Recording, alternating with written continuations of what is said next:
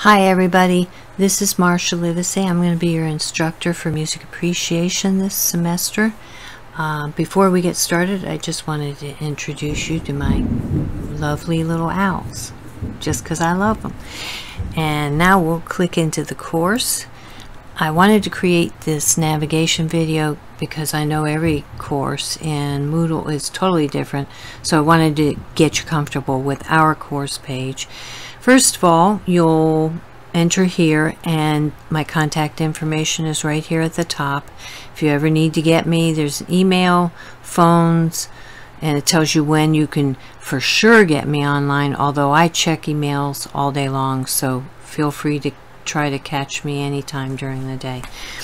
First thing you're going to have to do is the enrollment verification activity that's right at the top. Get it done by the 25th and we'll all be ready to go.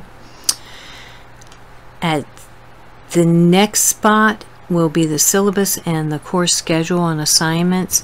If you don't feel like reading through the whole syllabus every time you want to check an assignment, I just have the schedule, you know, kind of more briefly done below here in the assignments and schedule. Announcements, please check them every couple of days because, you know, sometimes important things come up that you guys need to know, and I try to put them there as soon as I can. Or I might change an assignment. I might, you know, find something neat I want you guys to listen to. It'll help us keep in touch better. I am going to have you all sign up for remind.com so that I can get these messages to you by text as well as email, because I know everybody tends to look at their phones more now than they do email. So be sure to look for the directions on that under downloads. This is another place you can get to the latest news if you prefer getting there here. The first thing you're going to hit, other than, you know, verifying your enrollment, are the required downloads. Please get all of them on your computer. You might not be able to hear some of the videos or see the PDFs, so it's important stuff there. This is my orientation and first assignments for you. They aren't graded. It's important information for me to learn where you're at, just like the introduction to ourselves was important for me to know what level of music you're at. So please do these so I get a better idea how to help you learn more. And then the course navigation is what I'm doing right now. These are reference materials, pretty important.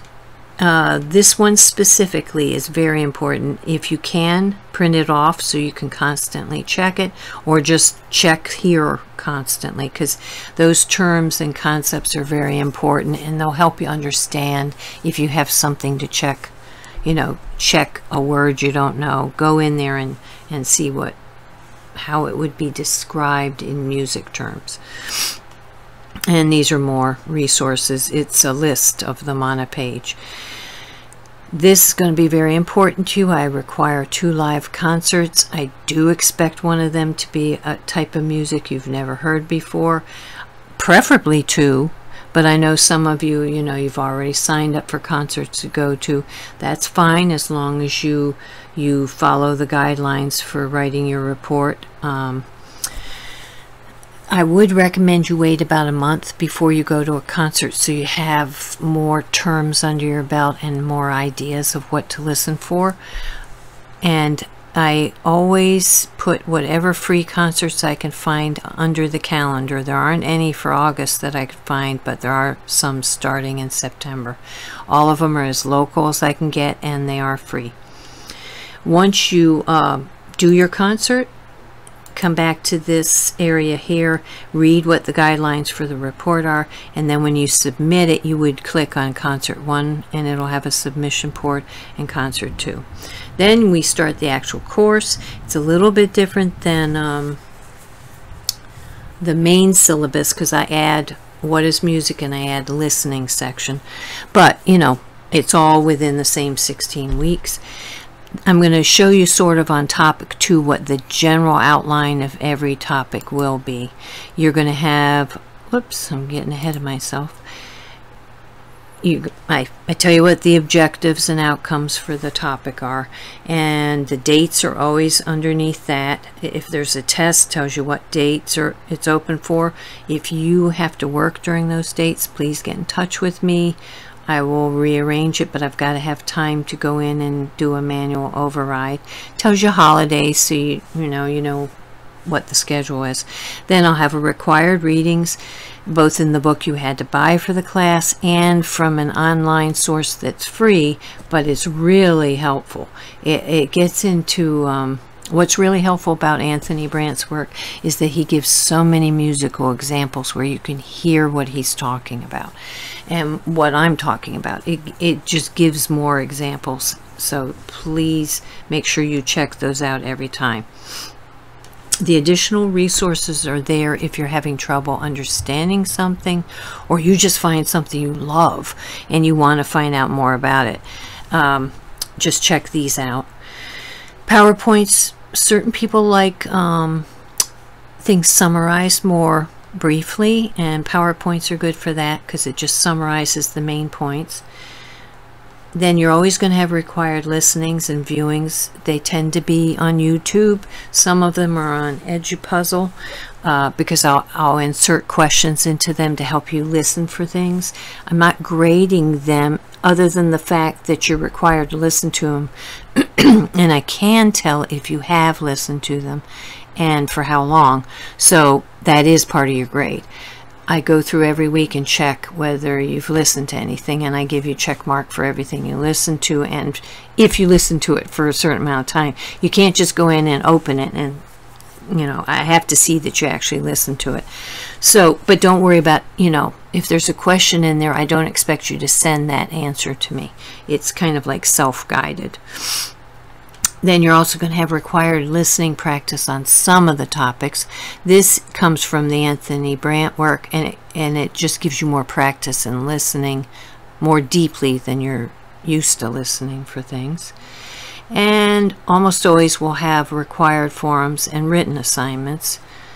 Right. There might be one, there might be 3. It just depends on what I need to, kind of help you learn in that specific topic. And most topics have a test, not all. It'll say none if there isn't a test.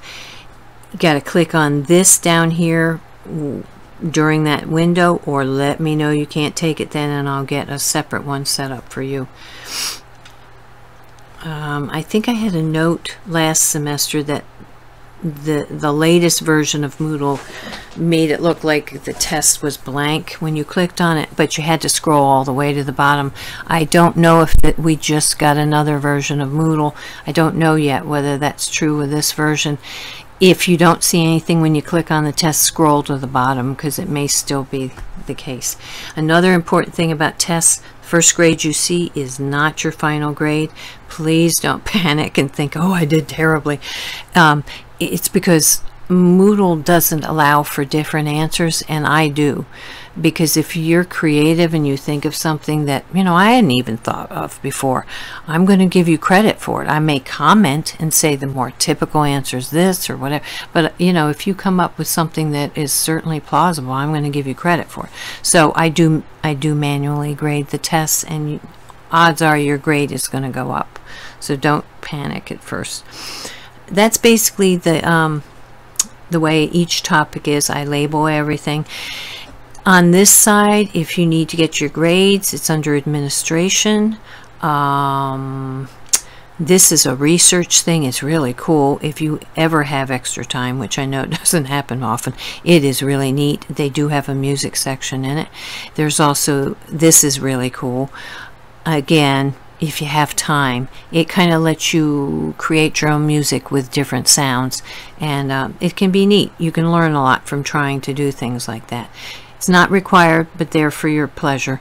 This I do refer to the virtual keyboard because sometimes it helps you to visualize what I'm talking about by looking at a keyboard. You just click on the URL here and it'll take you to a piano you can look at. And this is an online music dictionary. If there's a word you don't know, look it up in here. The good thing about this is it'll play an audio example of the idea that you're having to find, which can help because you know what they mean musically that way. I believe that's just about it. You can search forums if you're looking for something in particular. Great, yep, that's about it. And then if you can get to the topics either by clicking on the toggles, you can click them on, you can click them off, or you could click over on the navigation bar here too. If you click this, it'll take you to topic 1. I hope we have a great time together. I can't wait to hear music you share. I hope you find some music. Well, I know you're going to find some music here that you love. Not all of it. Some of it you won't like. But I'll bet you're going to find some new music to love. I look forward to working with you.